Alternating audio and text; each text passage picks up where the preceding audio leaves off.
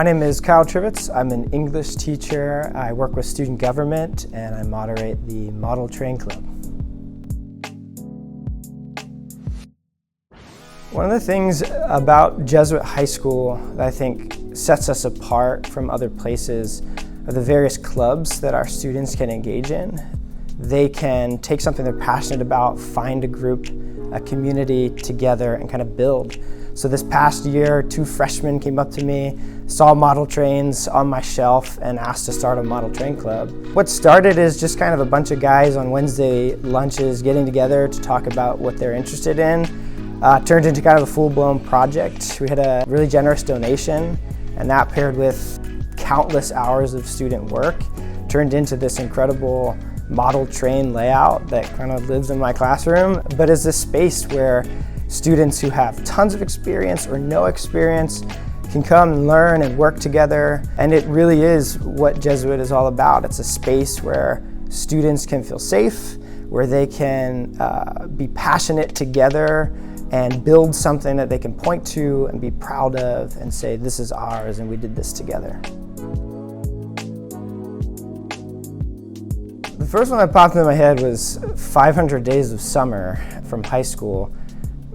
First, because I had a pretty big crush on Zooey Deschanel, but also because I wildly misunderstood the film. I thought the protagonist, if you can call him that, Tom, was the hero, but I watched it for the first time 10 years ago, or 10 years last year, and realized my high school self did not understand the movie at all.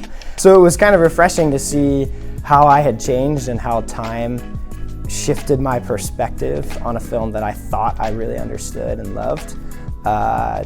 Did not understand it at all, though.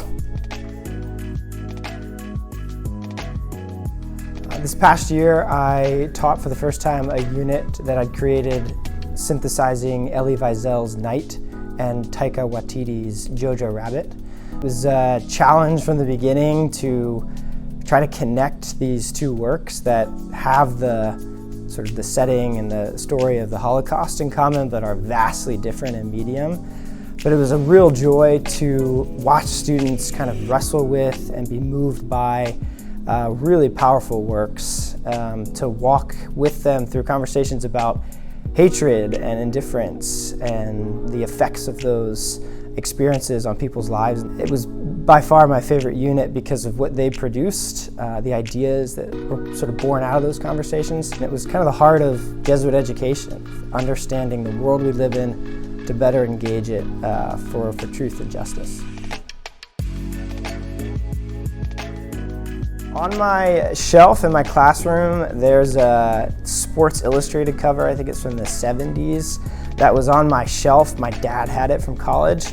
It's a picture of Bobby Clark, and I've always loved it. It has this toothless grin, the hockey player, and it just kind of has always been the symbol of passion that I remember seeing as a kid and kind of looking up to. And so I ripped it off the front cover without him knowing, put it in a frame, and it's sat on my shelf as kind of a reminder of that sort of hard-nosed passion that makes life worth living. I have 2 answers to this question. The first and probably the more obvious one is Flannery O'Connor. She's in this room several places, and I named my daughter after her, but I just love her creativity, sort of darkness to her, but I think she had a really realistic view of the way God's grace works in a world that can feel so evil. And it'd be fascinating to kind of get her take on things that are happening now, like a modern perspective with that same view of grace. My second answer is not like it at all. It'd be Gary Larson. He's not really an author, more of a comic writer of the Far Side, but I just have always loved his view of humanity and sort of poking fun at all the things that make us unique. I think having lunch with him, again, would be fascinating to see how he interprets so much of the world that we live in.